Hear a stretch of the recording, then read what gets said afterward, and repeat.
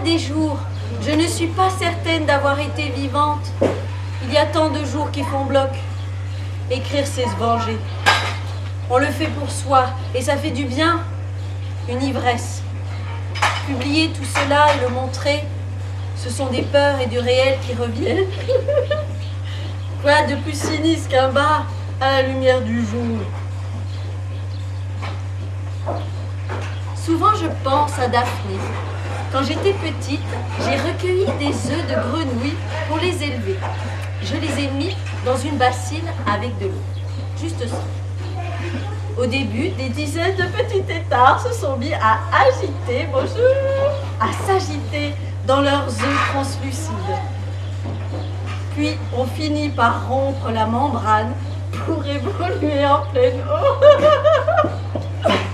Ils se sont mis à grossir, mais chaque jour, ils étaient moins nombreux. Les plus vigoureux s'agglutinaient autour des cadavres de ceux qui étaient morts. Certains eurent des pattes arrière, moins nombreux furent ceux qui eurent des pattes avant. Et au bout de quelques semaines, il ne restait que Daphné, ma petite grenouille. Je l'ai sortie fragile entre mes mains et l'ai libérée dans les eaux de l'étang.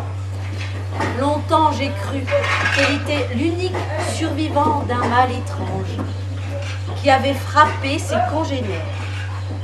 Bien plus tard, je compris horrifié qu'elle ne devait sa survie qu'à une voracité qui l'a conduit à dévorer ses frères. Ogre comme Daphné, ogre comme saucisse, ogre comme nous tous, lequel mangera la dernière saucisse, le dernier de nous? En attendant, prosternez-vous, voici l'ogre saucisse fric, l'ogre saucisse sexe, l'ogre saucisse renommé. La faim, la faim, la faim, les tigres ont faim.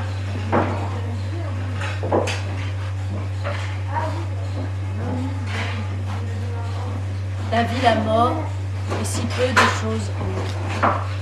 Prie tant que tu peux, chapelet de saucisse. Tout a une fin, sauf la saucisse, qui en a deux. Ils me mordent les baskets.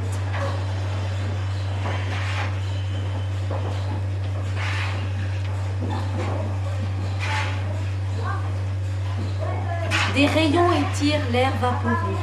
Ils rôdent en faisceaux caressants et font clignoter la fraîche rosée qui roule grossissant en des mousses assoiffées. Spongieux coussins offerts aux pattes du blaireau,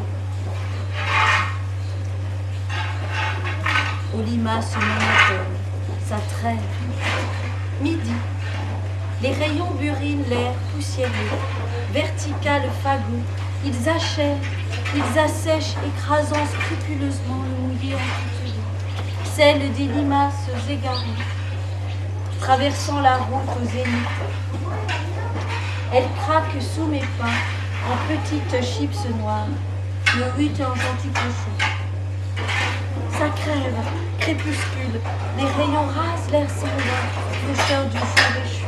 D'un coup de ciseau, je tranche une limace pour y lire l'avenir. L'avenir est mou et jaune, sans consistance et légèrement amer. Rassuré, je puis me rendormir. Ça rêve.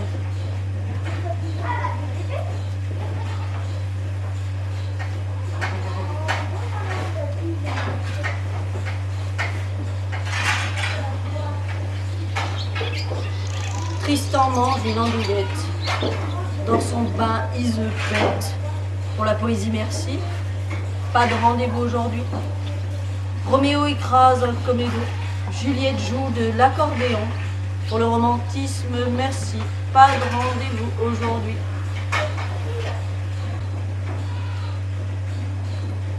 Les filles malheureuses se raccrochent à quelques compulsions. Shopping, sport, un animal de compagnie que l'on prénomme Kiki. À tout cela, mon penchant naturel m'a toujours préféré un jambon beurre.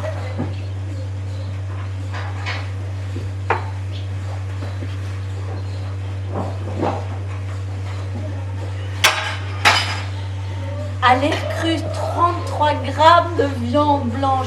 Chouchou, siffle sur ma branche, mignon. Et avec ceci, ce sera tout. Au matin bleu, 35 kilos de viande noire, jappe la mâchoire, échauffe les barres, épais comme ça ira. À l'heure rosée, 75 kilos de viande rouge, s'étire et bouge, attendri. Il y en a un peu plus? Je vous le mets quand même. Quand c'est à point, tes kilos de viande froide dans le congélo, si peu de centigrades pour un salaud. Un bout de saucisse pour le petit, un goût de la viande dans ma bouche vide, est-ce moi? Quand on grandit, il faut un métier, une situation. Je savais bien que je ne pouvais pas leur dire que ce que je voulais faire, c'est rêvasser en mâchouillant du saucisson, puis en donner la peau à mon chien. Alors j'ai dit que j'allais faire artiste. Cela me paraissait un bon compromis pour ne pas décevoir ni mes parents ni mon chien. Et qu'il ne fallait pas s'inquiéter vu que c'est un bon métier et qu'il y a des sacrées réussites. Enfin, pour asseoir ma crédibilité, j'ajoutais que j'allais combiner cela à une activité de chanteuse, une activité principale, une activité secondaire, un plan de carrière. Faire un peu de tout avant de ne pas me décider.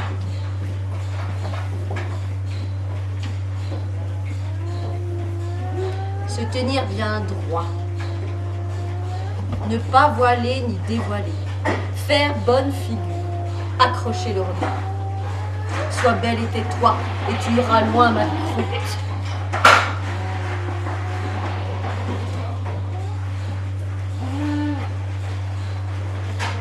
Me mordre les pieds.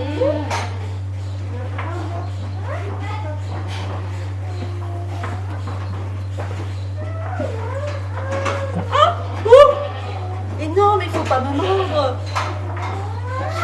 J'ai un peu des boules. Au fond, je sais bien pour moi, c'est déjà terminé. Le meilleur est consommé, repu d'illusions.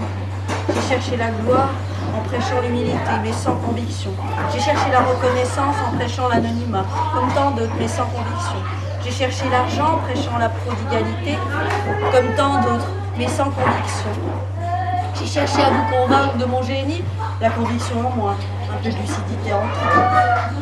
Pour moi, c'est terminé. Le meilleur est consommé, repu d'illusions. Alors continuez pour ne pas décevoir. Alors continuez, car le reste est pire. Alors continuez, car parfois, au détour d'une phrase, d'une image, d'une musique ou d'un petit four, je retrouve mon vieil os, les illusions.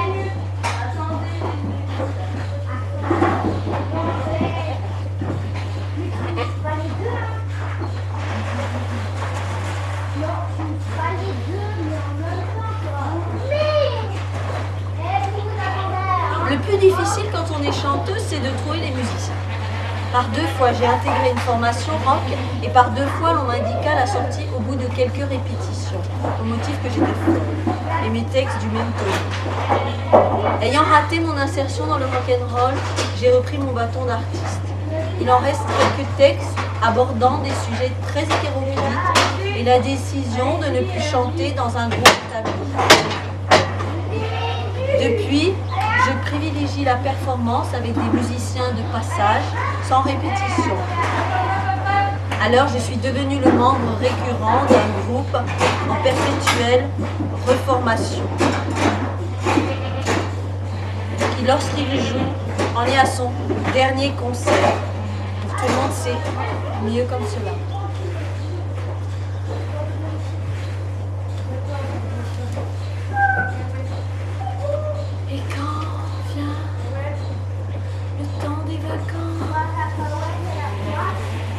Nager chez les dauphins, on mangera du chocolat blanc, on partagera tous nos sushis.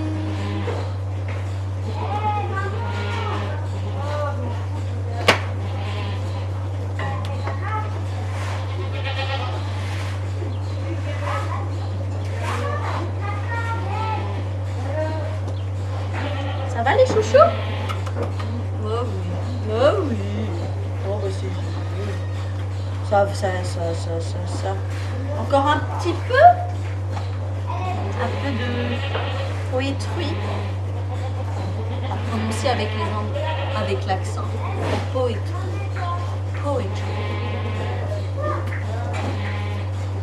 Alors, quelle page encore?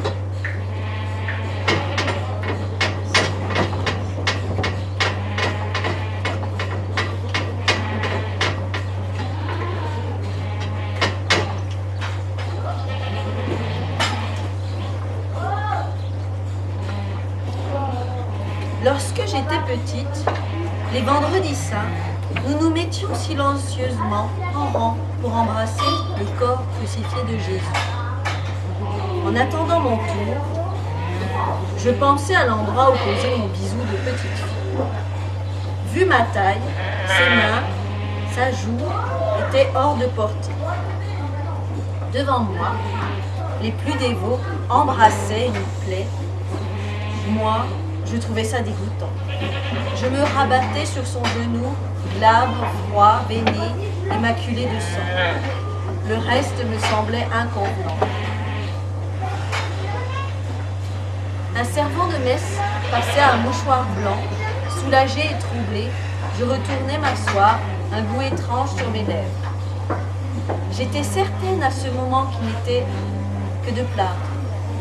Ce trouble, je vois aujourd'hui ce qui comportait d'espoir et d'endoctrinement, de transgression et de servitude, d'érotisme et de dégoût. En ce bref instant, l'enfant que j'étais traversait un condensé de ce qui l'attendait.